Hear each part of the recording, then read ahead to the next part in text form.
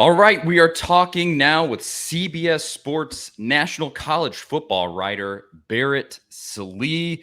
Appreciate you coming on, Barrett. I'll start off with this. You released earlier this week your SEC coach rankings for 2022.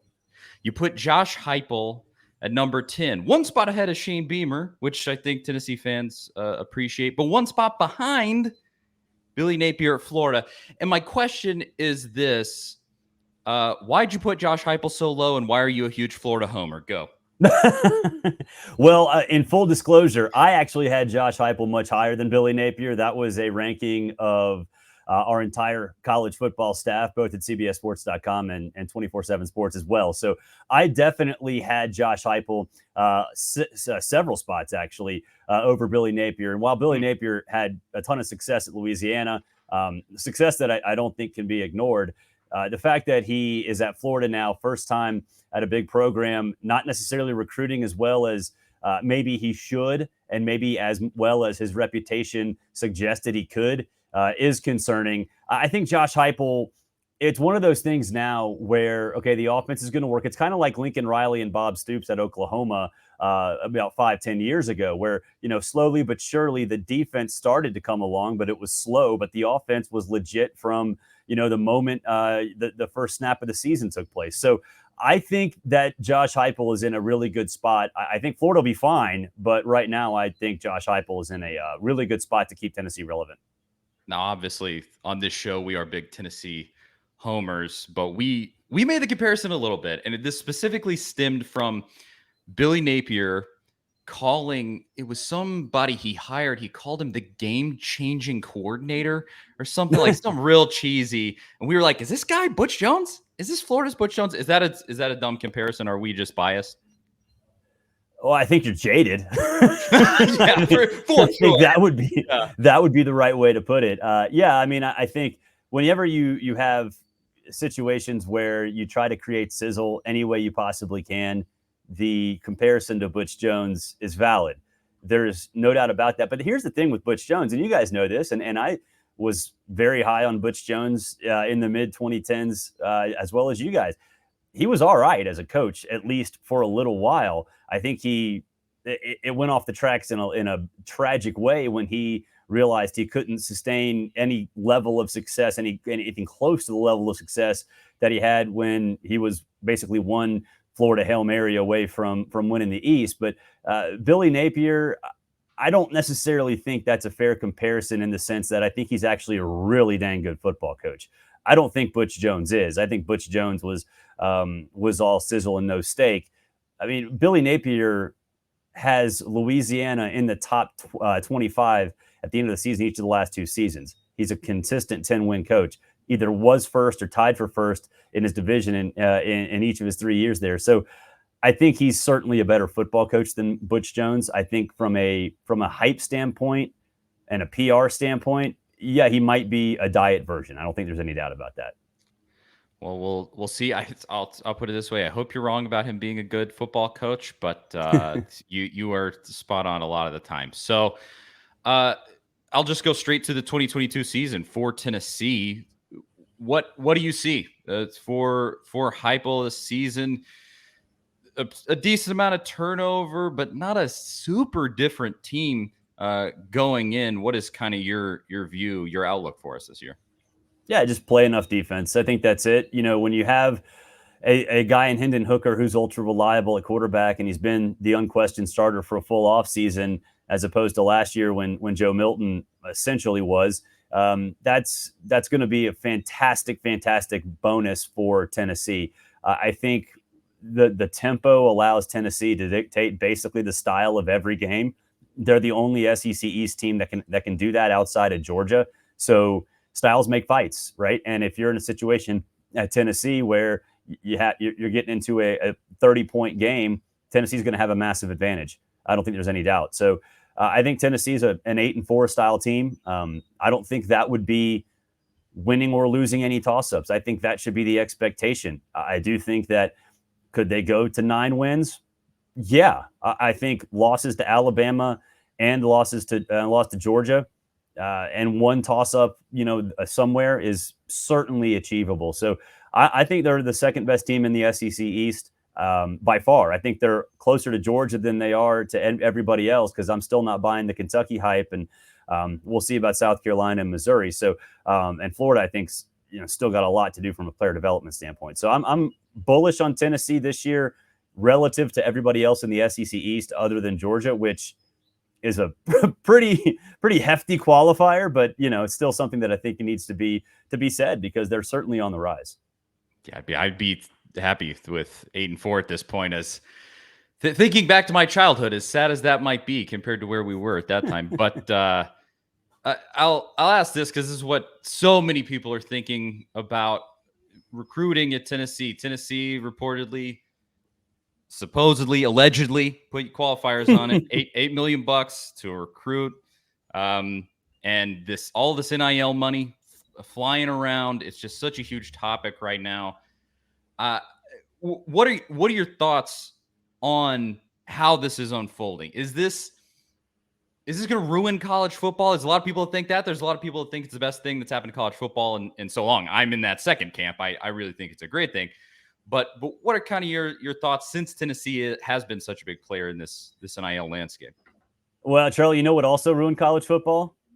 The forward pass, World War II, the Bowl Alliance, the BCS, the college football playoff, the transfer, like all this stuff ruins college football. Like it's such a lame talking point to say that it's ruining a sport that is the second most popular sport in the country, and one that has massive backing from television networks, and that are not only well established in the college football realm, but understand that in this age of streaming, live sports are really the only way that you can consistently reach consumers as an advertiser. So I'm pretty sure the TV networks are going to be okay with it. So as far as NIL goes, I mean, I'm fine with it. If a player gets, $8 million to sign with a team, okay, yeah, technically that's against NCAA rules, but it's not against state laws, and they take precedent. If Tennessee paid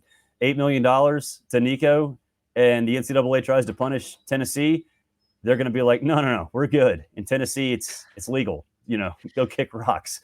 So I think it's going to be interesting, though. You're in the golden age right now if you're a high school athlete or you're a transfer athlete, because this stuff is going to level off. If Nico doesn't start at Tennessee or is a complete failure and they paid, $8 million for him, then the collectives, or in some cases the car dealership or whatever, they're going to realize the return on investment isn't there, or it's too risky. It's too risky of an investment. So because all this stuff is above board, which means, there's tax implications and all that stuff. So, it's going to be like this for a little while, and then it'll level off and everybody will be fine, and college football will move on, and it'll still be the greatest sport in the world. So I don't think it's going to be that big of a deal. I think Tennessee did a great job, sort of getting out in front of how this thing has sort of evolved, where you can, air quote, recruit players through NIL without really breaking laws, maybe bending rules in the NCAA's mind. And that'll that has to do with two things. One, I think organization from Tennessee's standpoint, which is very good, especially considering how desperate that program's been to win, but also state laws. It is allowed, Tennessee is allowed to do that more quickly, more efficiently than other states. And I think really that's the problem that got the whole Jimbo Saban thing started last month. Well, we're very much on the same page there.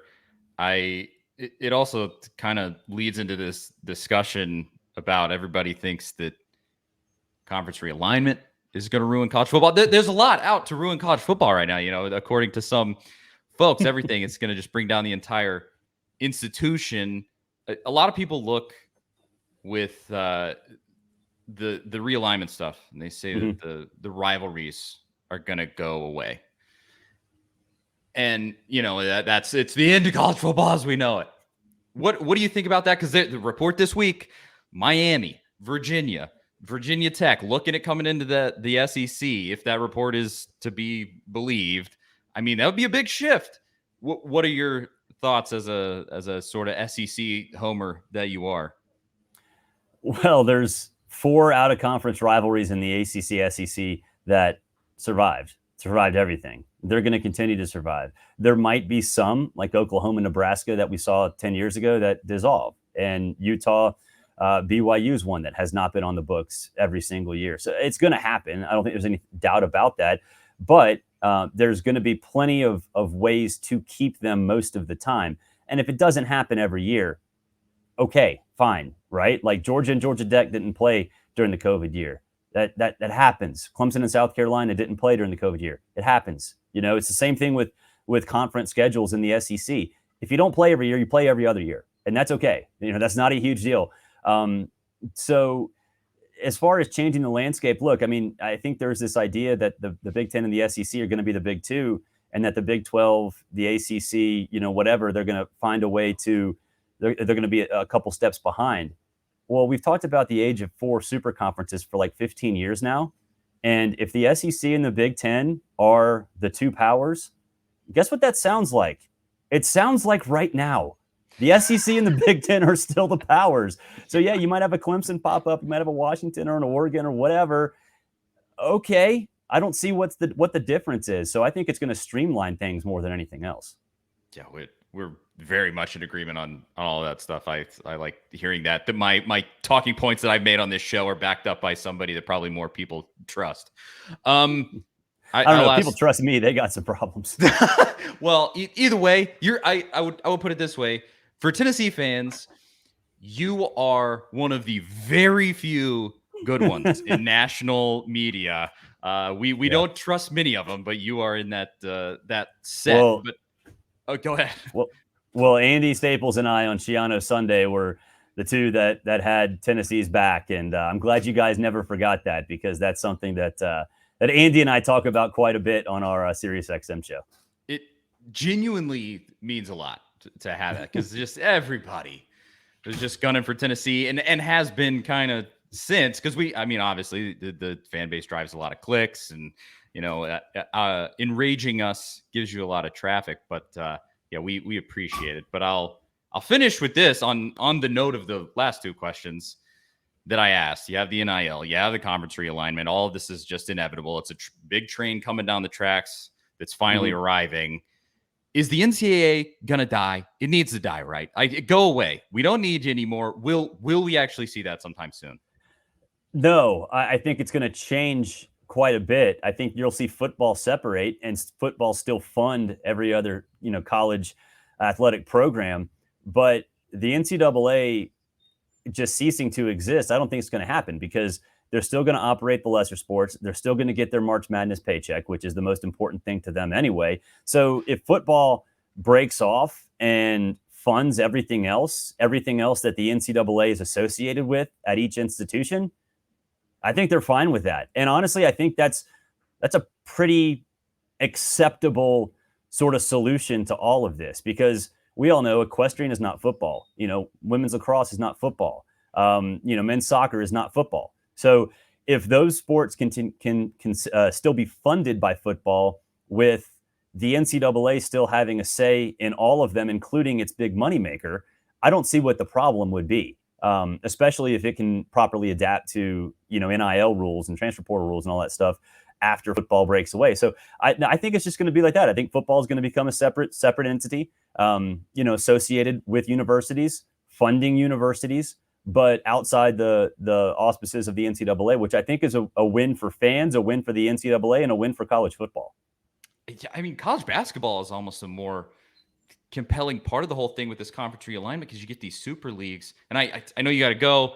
Do you have thoughts on college basketball at all in terms of how that plays in? Because you said they're still going to get their NCAA tournament money, and that's really been the most interesting thing, because it's like, if football breaks off, does basketball not also kind of? It's such a huge enterprise, right? Well, no, because access to championships are really all that matter from a financial standpoint, right? So the MAC in football doesn't have access, but the MAC and the MAAC, the MAC, have access in basketball. So if you have a 32 team, Big Ten, or a 64 team Big Ten, you're still going to have access for a lot of these conferences because of their automatic bids and the fact that the NCAA is not going to change that. So I think from an expansion standpoint, from a realignment standpoint, it really doesn't matter in basketball. And I think there's this idea that, the ACC could get raided and North Carolina and Duke could separate.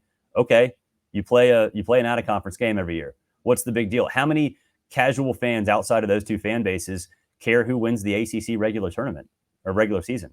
Nobody. Like it's a non-factor. So I think basketball will be fine.